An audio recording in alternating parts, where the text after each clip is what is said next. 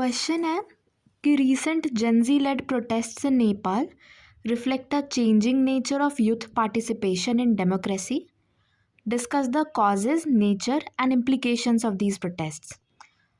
जो Gen Z led protest है वो changing nature of youth participation in democracy reflect कर रहा है, तो उसके causes, nature और implications हमें लिखने हैं.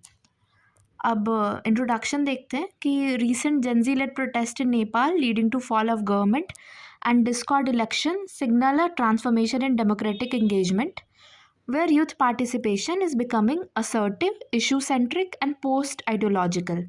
ये जो डिस्कॉर्ड इलेक्शन है, क्योंकि सुशीला कार्की जो अभी इंटरिम गवर्नमेंट की प्राइम मिनिस्टर है, उनका नाम सजेस्ट ये डिस्कॉर्ड ऐप पे ही किया गया था. अब कॉजेज़ देखते हैं. First one is proximal trigger. जो सबसे इमीडिएट कॉज था वो सोशल मीडिया प्लेटफॉर्म का नेशन वाइड बैन, और जेनजी जो है वो डिजिटल नेटिव्स हैं तो बहुत ज़्यादा इफेक्ट हो गए इससे. Second is youth unemployment. World bank का डेटा है कि नेपाल में यूथ अनएम्प्लॉयमेंट डिसप्रोपोर्शनेटली हाई है. फिर third is structural economic challenges. Meaningful opportunities का डर्थ है, lack of meaningful opportunities, brain drain, breaks social ties, अगर वो माइग्रेट करते हैं जॉब के लिए कहीं और जाते हैं उससे. फिर fourth is wide spread frustration है करप्शन और नेपोटिज्म को लेके. तो जो नेपो किड्स है वो अपना लाविश लाइफस्टाइल फ्लॉन्ट करते हैं, जो सोशल मीडिया पे सबको पता भी चल रहा था. और करप्शन में है कि ट्रांसपेरेंसी इंटरनेशनल का डेटा है, करप्शन परसीवनेस इंडेक्स में नेपाल का रैंक 107 था.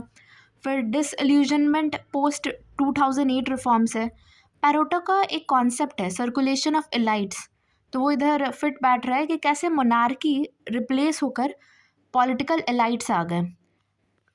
और फिर सिक्स पॉइंट है कॉज में कि a sense of generational alienation and governance outcomes compared globally intensifies the aspiration achievement gap.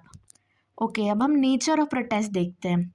तो ये एक leaderless decentralised digitally mobilised nature है प्रोटेस्ट का. डिजिटली ये टिकटॉक, इंस्टाग्राम, फेसबुक पे मोबिलाइज हो रहा था, उसका प्लानिंग, ऑर्गेनाइजेशन सब. फिर second point is civil ethics पे ज़्यादा एम्फेसिस है पार्टी आइडियोलॉजी के बजाय. Third one is Manuel Castells. ये एक सोशोलॉजिस्ट थे, इन्होंने नेटवर्क्ड सोशल मूवमेंट का आइडिया दिया था, और ये क्रिएटिव प्रोटेस्ट टूल्स जैसे street art, satire, flash demonstrations के द्वारा नेपाल में जेनजी प्रोटेस्ट में हमें मिला है, हमें ऐसा देखा गया है. फिर लार्जली पीसफुल था ये, जो कि हाईलाइट करता है डेमोक्रेटिक मैच्योरिटी, रिवोल्यूशनरी इंटेंट के over. And the fifth point is intersectional issues. इसको फोर फ्रंट पे लाया. इंटरसेक्शनैलिटी क्या होता है कि जो डिप्राइव्ड है, जो डिप्रिवेशन जिसको है वो ज़्यादा ही प्रॉब्लम है. फॉर एग्जांपल ट्राइबल भी है और विमेन भी है, तो लेयर्स ऑफ डिस्क्रिमिनेशन है उधर. फिर रोल ऑफ यूथ, एक तो ये कि जो फोर पिलर्स ऑफ डेमोक्रेसी है वो टॉर्च्ड है. All four pillars of democracy torched. Court, Singha Durbar, parliament और कांतिपुर मीडिया हाउस था. फिर रोल ऑफ यूथ में है कि डेमोक्रेटिक वॉच डॉग्स की तरह एक्ट करते हैं, स्ट्रेंथन करता है civil society and political accountability. Third is activisms expand political participation beyond parties. अब इसका इम्प्लीकेशन देखते हैं. ये डीपन करता है पार्टिसिपेटरी डेमोक्रेसी को और इंस्टीट्यूशन को प्रेशराइज करता है कि वो ट्रांसपेरेंसी की ओर जाएं. लेकिन अभी भी अगर ना रिस्क ऑफ एलियनेशन या रेडिकलाइजेशन जैसा साउथ एशियन कॉन्टेक्स्ट में और भी जगह, फॉर इंस्टेंस बांग्लादेश या पाकिस्तान में देखने को मिल रहा है, उसको अगर फुल्ली हमें इग्नोर करना है, उसे अवॉइड करना है, तो उसके लिए the need is to come with youth representation, policy reforms, responsive government, soft power and community engagement and proper institutional absorption.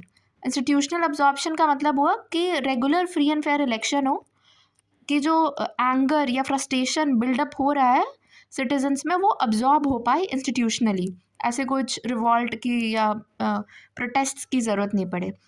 अब कंक्लूजन देखते हैं कि Gen Z protests in Nepal do not reject democracy, they demand its substantive delivery, indicating a shift from regime-centric to governance-centric democratic engagement.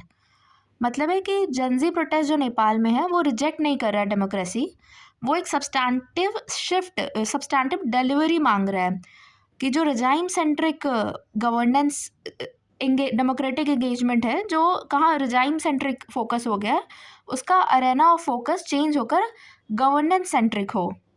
Okay, तो हमने देख लिया नेपाल में Gen Z protest, हमने एक इंट्रोडक्शन देखा, Discord election, fall of government, ये टर्म्स देखे, यूथ कैसे असर्टिव इशू सेंट्रिक और पोस्ट आइडियोलॉजिकल हो रहा है। फिर हमने कॉजेज देखे, प्रॉक्सिमल में सोशल मीडिया बैन, अनएम्प्लॉयमेंट का क्या हाल है उधर, स्ट्रक्चरल इकोनॉमिक चेंजेस चैलेंजेस हैं, फिर करप्शन और नेपोटिज्म, फिर दोनों के डेटा, एक नेपो किड अपना लाइफस्टाइल लाविशली लाइफस्टाइल फ्लॉन्ट कर रहा है और ट्रांसपेरेंसी इंटरनेशनल का डेटा है कि 107 रैंक है उसका। पैरेटो का कॉन्सेप्ट देखा, सर्कुलेशन ऑफ इलाइट्स का, कि मोनार्की रिप्लेस होकर पॉलिटिकल लाइट्स आ गए 2008 के जो रिफॉर्म्स हुए थे उसके बाद। फिर जनरेशनल एलियनेशन का सेंस उनमें आ रहा है जेंजी में। और दूसरा कि वो ना कंपेयर कर सकते हैं गवर्नेंस आउटकम्स को वर्ल्ड वाइड ग्लोबली, तो फिर इससे ना जो एस्पिरेशन है और अचीवमेंट है और उसमें जो गैप है ये और ज़्यादा इंटेंसिफाई हो रहा है। फिर नेचर ऑफ प्रोटेस्ट में देखा कैसे लीडरलेस है, डिजिटली मोबिलाइज्ड है, डिसेंट्रलाइज्ड है। फिर सिविक एथिक्स को ज़्यादा एम्फेसिस है। मैनुअल कास्टल का नेटवर्क्ड सोशल मूवमेंट, इसके बारे में जाना कि ये creative protest tool, street art, satire, flash demonstration, इसके थ्रू नेटवर्क्ड सोशल मूवमेंट हो रहा है। फिर ये देखें कि डेमोक्रेटिक मैच्योरिटी हाईलाइट की जा रही है क्योंकि ये लार्जली पीसफुल हुआ है। इनफैक्ट ये भी देखने को मिला था ना कि वो सफाई भी कर रहे हैं, जहाँ जहाँ प्रोटेस्ट करते चल रहे थे उस एरिया को क्लीन कर दे रहे थे। फिर इंटरसेक्शनल इश्यूज़ को फोरफ्रंट में लाया गया, इंटरसेक्शनैलिटी देखा कि कैसे लेयर ऑफ डिस्क्रिमिनेशन होता है उसमें। फिर यूथ का रोल डेमोक्रेटिक वॉचडॉग की तरह, सिविल सोसाइटी स्ट्रेंथन हो रहा है और पॉलिटिकल पार्टिसिपेशन एक्सपैंड कर रहा है बियॉन्ड पार्टीज़। ये 4 पिलर ऑफ डेमोक्रेसी जो लेजिस्लेटिव, एग्जीक्यूटिव, जुडिशरी और मीडिया है, उन सब वो चारों टॉर्च्ड थे। फिर इम्प्लीकेशन में देखा पार्टिसिपेटरी डेमोक्रेसी की ज़रूरत कैसे है, इंस्टीट्यूशन प्रेशराइज होकर ट्रांसपेरेंसी की ओर जा रहे हैं। और रिस्क अगर हमें कम्प्लीटली अवॉइड करना है तो institutional absorption, responsive government, policy reforms, youth representation और soft power and community engagement. फिर कंक्लूजन में कि डेमोक्रेसी रिजेक्ट नहीं कर रहा है, सब्सटैंटिव डिलीवरी डिमांड कर रहा है, रिजाइम सेंट्रिक से गवर्नेंस सेंट्रिक में शिफ्ट चाहिए। ओके।